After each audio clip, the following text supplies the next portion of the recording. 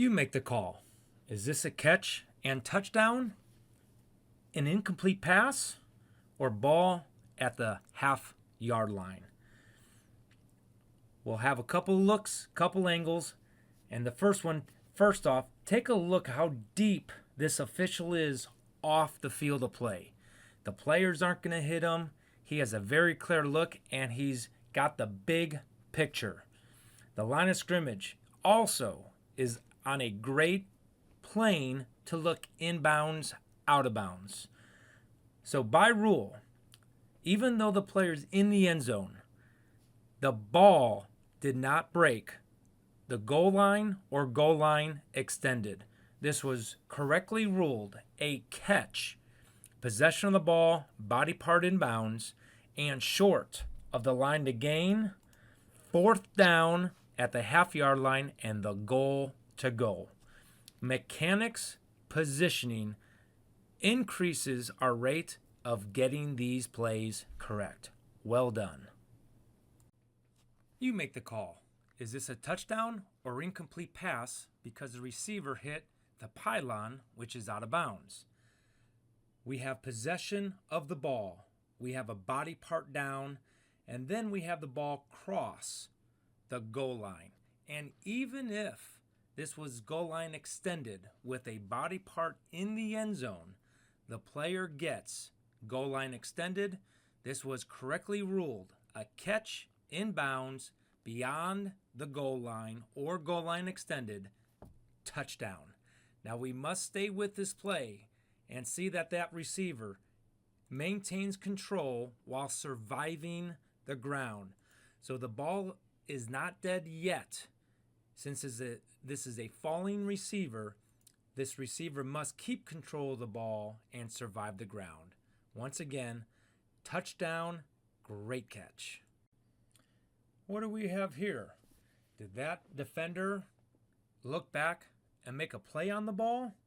Let's take a closer look. First off, red flag might be a pick play, but the offense did a great job of not contacting the defender. The defender is not playing the ball. He is making early contact. Just because he turns his head at the last second does not consider that making a play on the ball. This is face guarding with contact, and it's early contact, not playing the ball. He's only playing the offender.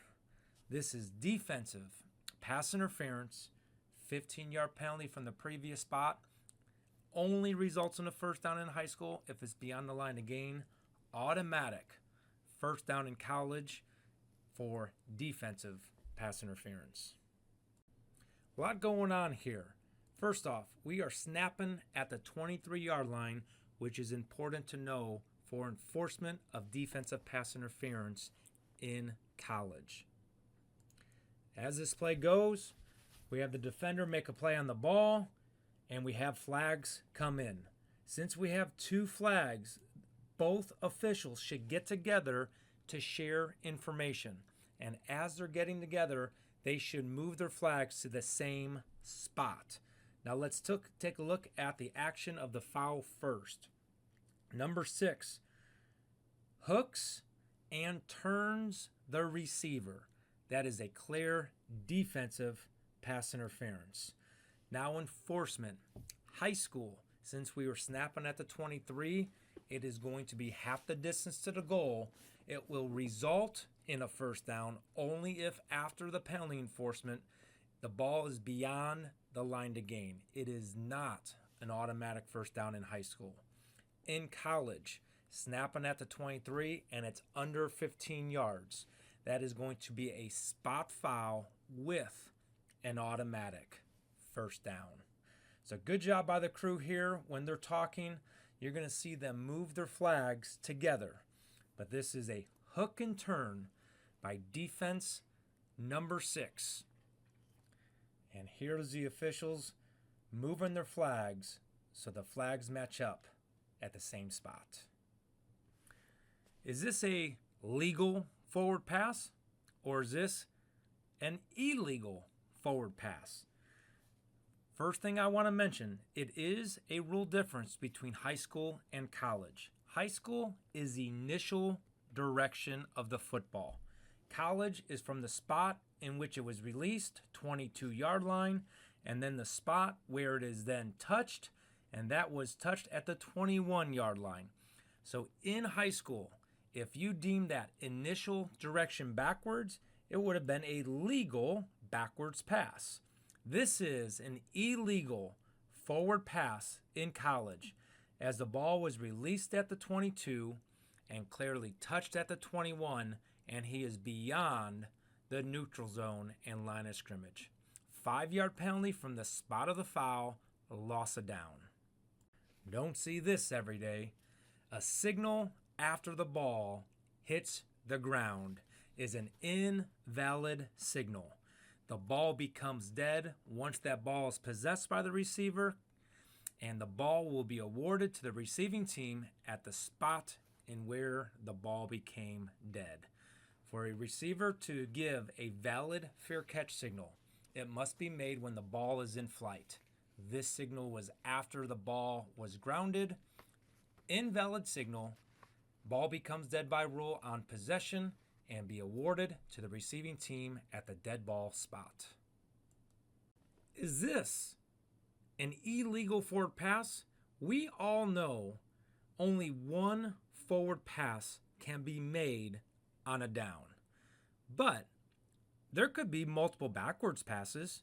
That one is easy. Initial direction was backwards, and the spot where the ball was released was touched behind that spot. Now, this is where it gets fun. We have this second pass released at the 40-yard line. And it looks like the initial direction was forward. In high school, if the initial direction is forward, it is a forward pass, and once it hits the ground, it will be ruled an incomplete pass.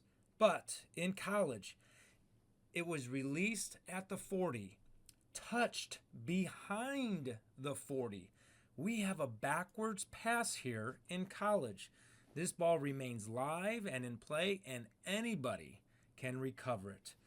This is a legal play, backwards pass, and a second backwards pass, live ball, anybody could recover it. In high school, that second one, if you have the initial direction forward, it would be dead, incomplete pass. We know offensive pass interference starts on the snap, but blocking downfield has to be beyond the neutral zone. On this play, it was snapped at the 20, the block was at the 20. It was early blocking, but it was not downfield. The crew did a phenomenal job here, getting together and sharing information. Crews using the O2O. When you guys are talking as a crew, have the O2O open so the whole crew can hear the conversation. After the discussion, they picked up the flag for offensive pass interference, and it is a touchdown. So when in doubt, it is okay to throw the flag for offensive pass interference, early blocking downfield, but if you have definite knowledge that the block and the pass were not downfield and touched behind the line of scrimmage, pick up the flag and do not enforce the foul. Good crew communication, good crew work. Legal play, touchdown. Controversial play from week 0 of the season. First, commend the officials for throwing their flag for personal foul, unnecessary roughness with targeting. When we take a look at this play in slow motion, however, the defender is doing exactly what we asked them to do by rule. They lower their target hit zone, they perform a wrap-up tackle, and they get their head to the side. He doesn't lead with the crown of his helmet. He doesn't crouch. He doesn't launch. He just tries to tackle the receiver. This is well done by the crew of not calling this targeting. If you believe this is attacking and punishing at the high school level, you can keep this as illegal personal contact unnecessary roughness, but in high school and NCAA, this would not be considered targeting. Is this a foul for offside in college and encroachment in high school? And the answer is yes. 1 foot completely beyond the free kick restraining line, even on a deep kick. NCAA, it's a live ball foul, 5 yards from the succeeding spot or 5 yards from the previous spot. High school, automatic dead ball foul, back them up 5 and re-kick. 1 foot down beyond the free kick restraining line prior to the ball being kicked is a foul. Offensive pass interference, creating separation. That is a good example of creating separation. He extended his arm out and created at least 5 yards of separation, which allowed him to come back to the football unimpeded for a catch.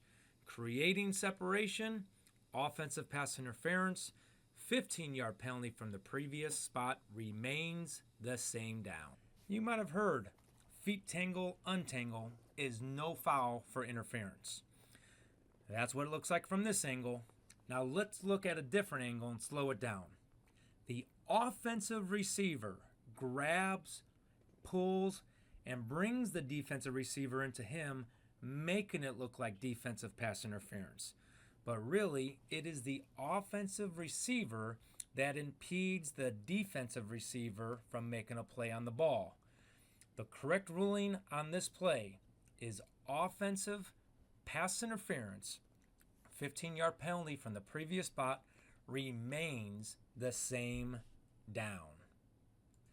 Now take a look at the mechanics. 1 flag, 1 official, stops the clock, preliminary pass interference, and points to the offense. That is what we're looking for a preliminary signal, and you're the only official down with a flag. It is illegal to throw 2 forward passes on the same down. There's pass 1, and here comes pass number 2. Illegal forward pass. So just because the first forward pass was batted down and caught, it is still illegal to catch it and throw another illegal forward pass. The penalty enforcement for college is ball is placed at the spot of the foul when it is behind the line of scrimmage.